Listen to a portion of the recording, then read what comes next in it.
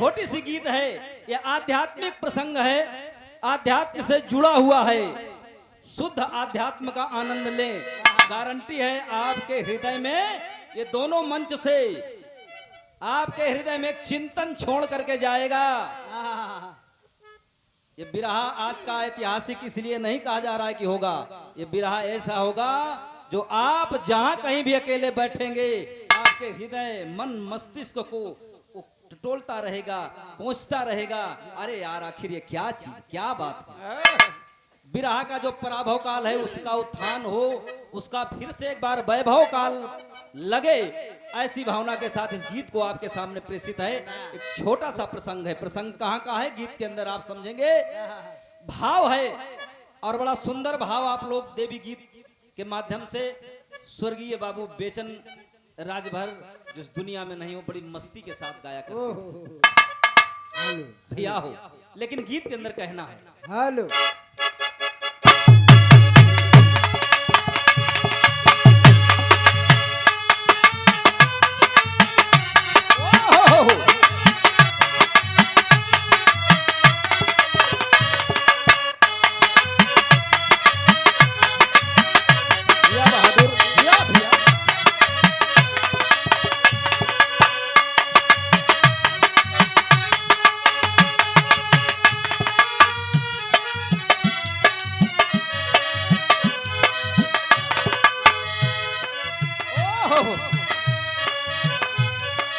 यही गीत के भाव है।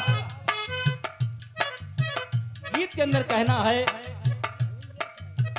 धर्म भुआल बैठे अपनी हो महलिया हो, सवालिया बन के आई हो, सवालिया बन के पूछ नगरी कुशलिया हो, सवालिया बन के ना पूछ नगरी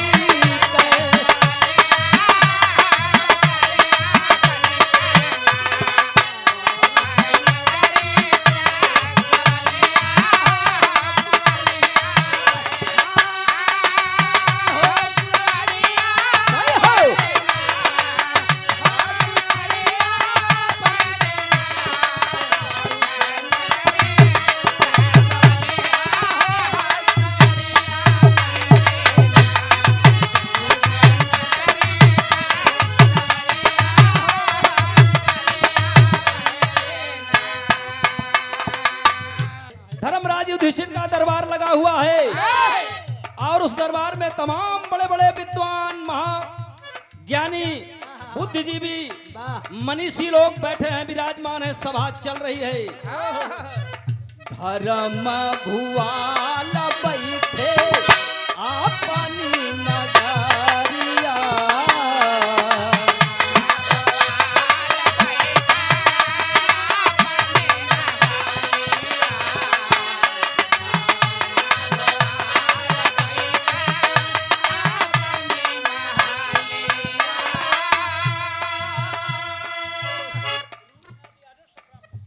रूपनाथ यादव भैया, संग्राम पट्टी की पावन धरती से ढेर सारी माया, बहुत बहुत प्रणाम। जोगिया के भेष धई के आए चक्रधारिया,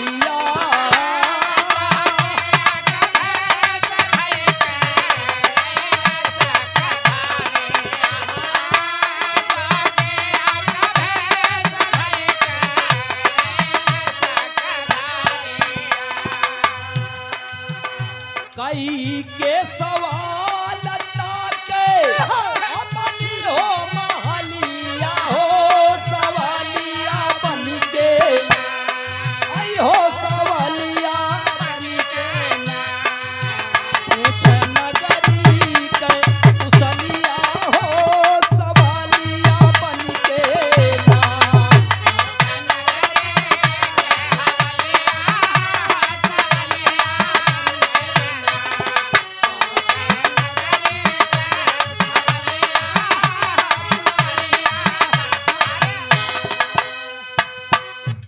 धर्मराज युधिष्ठिर के उस सभा में भगवान कन्हैया एक जोगी का भेष बना करके प्रवेश करते हैं। राजा युधिष्ठिर का एक आध्यात्मिक प्रश्न था, उनका रोज का ये नियम था, लेकिन आज एक अजीबो गरीब प्रश्न कर रहे हैं। शुद्ध आध्यात्म से जुड़ा हुआ महाराज युधिष्ठिर 3 प्रश्न करते हैं। इस तीनों प्रश्न का जो सटीक उत्तर दे देगा उसे मुंह मांगा पुरस्कार दिया जाएगा। अब जरा प्रश्न सुन ले बाबू, वो प्रश्न कौन सा है? ये अंतरा में ये 2 लाइन में तीनों प्रश्न है। प्रश्न क्या है? क्या बात?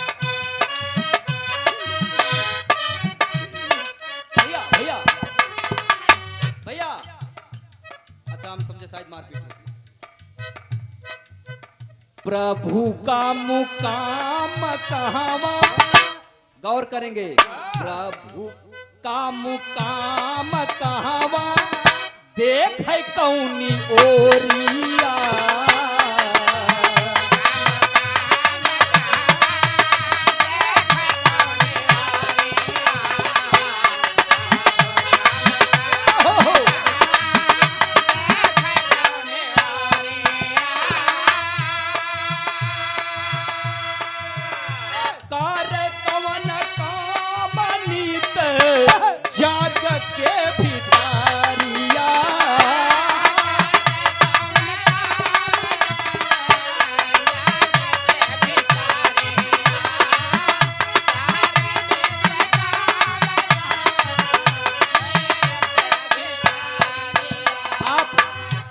कोटवा की पावन धरती से आदरणीय मामा श्री भजन लाल यादव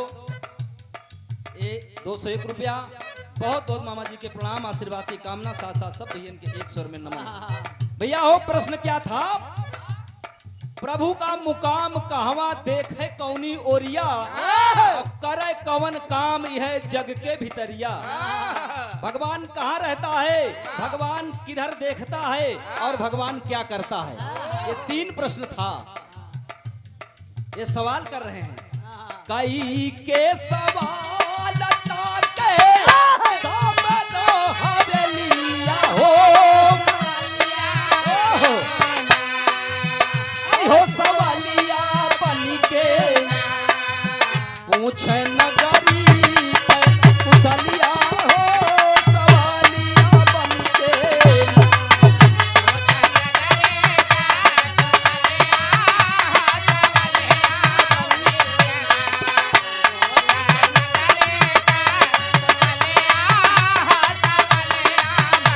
भगवान कहाँ रहता है, भगवान किधर देखता है, और भगवान क्या करता है? ये 3 प्रश्न था।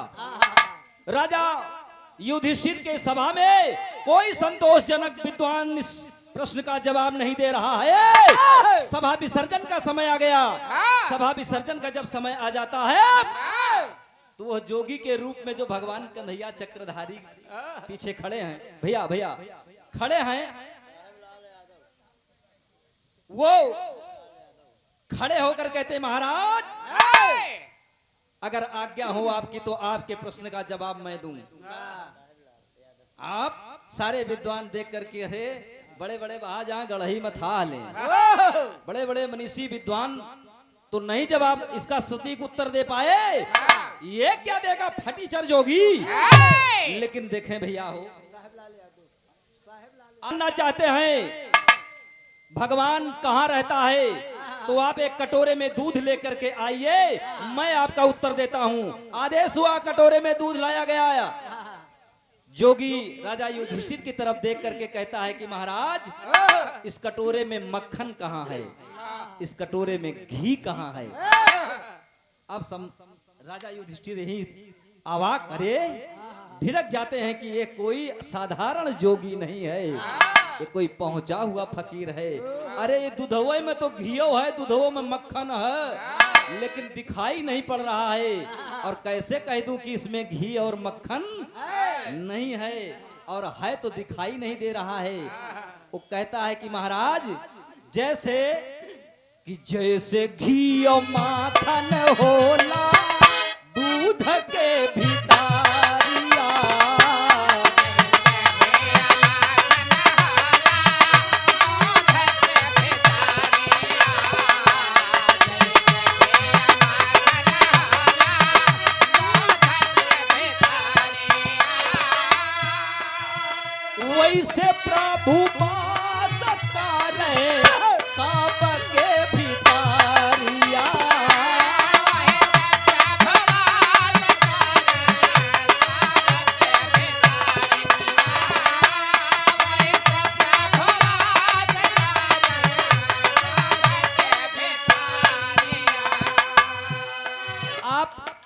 आदरणीय राम जी यादव डेयरी वाले, ये पहलवान बाबूजी का देखी थी तो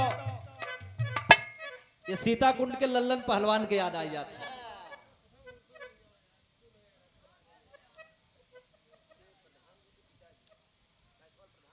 आप आदरणीय कैथवल की पावन धरती के आदरणीय प्रधान जी, आदरणीय प्रधान भैया के आप बाबूजी पिताजी हैं।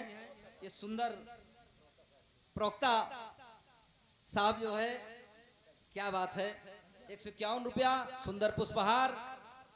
बच्चे को आपने इतना बड़ा आशीर्वाद दिया, ढेर सारी माया, बहुत बहुत प्रणाम है, आशीर्वाद की कामना है।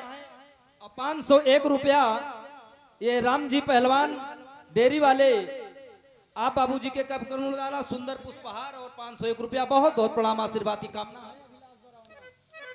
जैसे बरौदा की पावन धरती से आदरणीय राम अभिलाष बाबूजी, ढेर सारी माया, बहुत बहुत प्रणाम है भैया हो। जैसे दूध से मक्खन और घी पाने के लिए पहले दूध को आग में तपना पड़ता है, फिर उसमें जामन डालना पड़ता है, फिर उसकी मथाई की जाती है, उसके बाद कहीं मक्खन और घी का दीदार होता है। ठीक उसी तरह से पहले साधना रूपी भट्टी में इसको तपाना पड़ता है, ध्यान रूपी जामन इसमें डालना पड़ता है, और ओम नाम की मथानी से जब इसकी मथाई की जाती है तो कहीं परमपिता परमात्मा रूपी मक्खन और घी का दीदार होता है। अवाक हो जाते हैं सभी लोग ये प्रश्न को सुन करके, अरे बाप रे बाप, बहुत सटीक उत्तर दिया है। लेकिन आखिरी प्रश्न था भगवान किधर देखता है। हाथ जोगी कहता है, महाराज एक दीपक जलाकर घी का लाइए, मैं बताता हूं भगवान किधर देखता है। वो घी का लौ जल रहा है, दीपक जल रहा है, और जलते हुए दीपक की तरफ इशारा करके जोगी कहता है कि महाराज ये बताइए इसकी रोशनी किस तरफ देख रही है। हाय हाय हाय, इसीलिए भगवान का एक नाम है समदर्शी, वो भगवान सब तरफ देखता है। बड़े प्रेम से वो जोगी कह रहा है, कह क्या रहा है,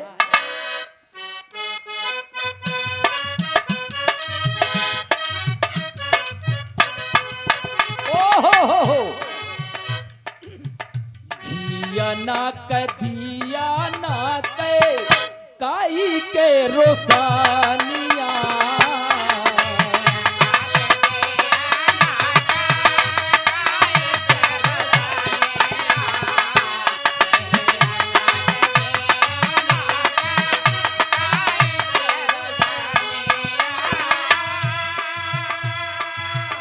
जैसे चाहूं और ताके छीट कल की रानिया,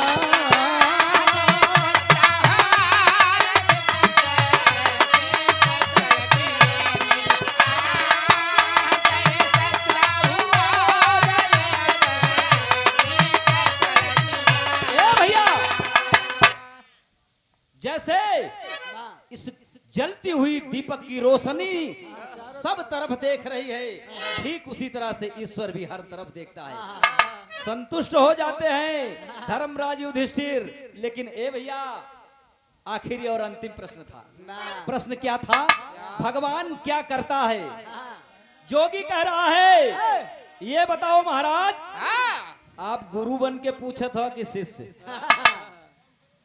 धर्मराज युधिष्ठिर सोचन के रे यार, अगर कहदेव की गुरु बन के पूछत ही तो जब गुरु है तो कहे पूछत ही, और अगर कहदेव चेला बन के पूछत ही तो हमारे गुरु जी देखा हुआ खड़ा है बिल्कुल दयनीय दशा में। धर्मराज युधिष्ठिर अपने सिंहासन से नीचे उतर कर आते हैं, उतर करके उस जोगी के पास हाथ जोड़ करके, देखिए नम्रता देखिए, जोगी के पास हाथ जोड़कर कहते हैं कि महाराज हम चेला बन के आपसे जाना चाहते ही कि दुनिया में भगवान का करत है। कहीं यही तरह में तोहरे दरबार के न्याय बा। अरे हम तोहार गुरु है, गुरु ऐसी हालत में और शिष्य ऐसी हालत में, राजा और हम फकीर। कहा है महाराज, उतारे ना अपन सारा राजसी वस्त्र। जोगी महाराज कहना अपन वस्त्र उतारा, सारा वस्त्र उतार के धर्मराज युधिष्ठिर जोगी वाला भेष और जोगी वाला भेष धर्मराज युधिष्ठिर पहन लिए और अब धर्मराज युधिष्ठिर अपना राशि वेशभूषा उस जोगी को पिन्हा दिए और पिन्हा करके बड़े आदर से ले जा करके उसी सिंहासन पर बैठा दिए और बैठा कर नीचे बैठ करके धर्मराज युधिष्ठिर कहते हैं कि महाराज अब बतावा भगवान का करत ही दुनिया में। कहा ये बतावा अबे बतावे कि पड़ी भगवान का करत है। समझने वाले लोग समझ गए हैं, अरे ये तो बिल्कुल कुरुक्षेत्र का मैदान है, यहाँ तो शास्त्र जो है, अरे शास्त्र लोग कृष्ण है, कृष्ण ग्वाल बन करके, अरे बछड़ा अर्जुन बन करके और दूध गीता बन के कहा करती है प्रयागराज की पावन धरती है। धन्य है ये धरती, धन्य है वसुंधरा, जहां आप सबके चरण पर के बीच में ये गीत गाने का अवसर मिला है। गौर करेंगे, धर्मराज युधिष्ठिर से वो जोगी कह रहा है कि महाराज भगवान यही करता है क्या? एक पल में राजा बनवे, राजा से भिखारिया।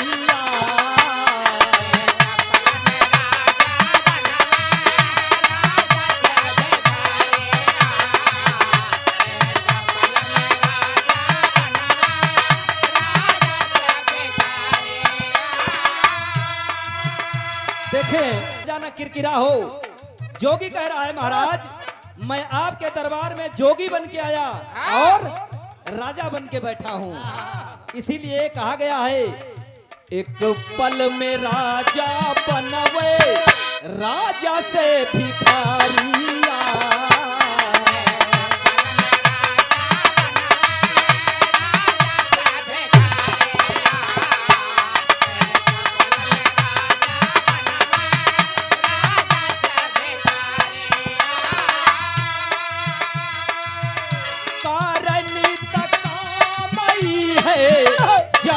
के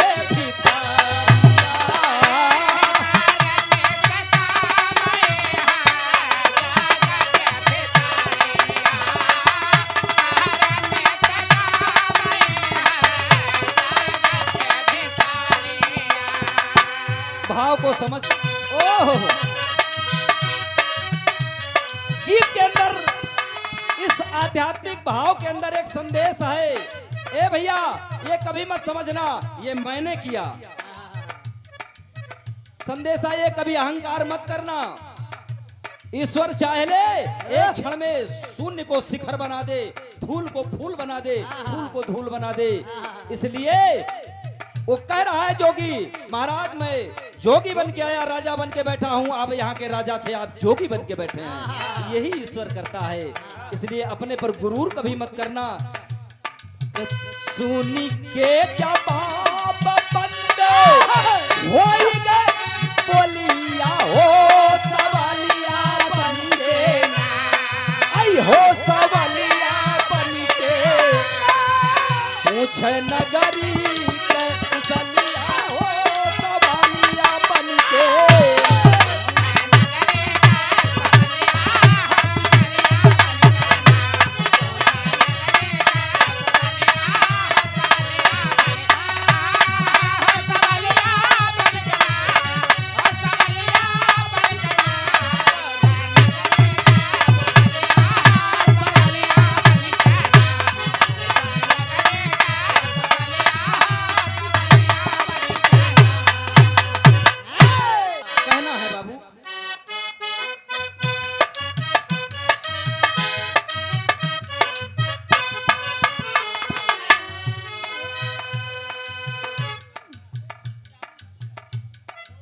आप आदरणीय गुलाब प्रधान भैया सीजापुर की पावन धरती से 51 रुपया बहुत बहुत प्रणाम आशीर्वाद की कामना है।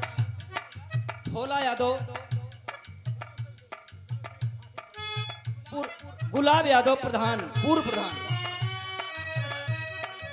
पीरगापुर की पावन धरती से बहुत बहुत प्रणाम भैया। गुरु भोला गुरु दया राम ही तकारी,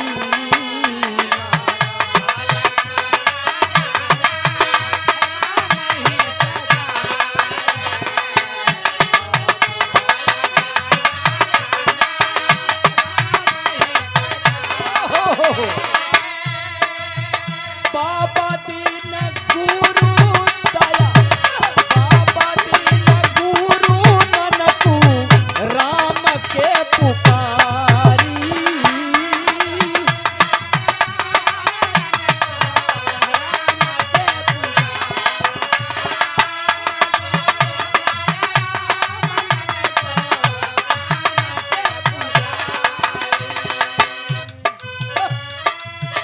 विनोद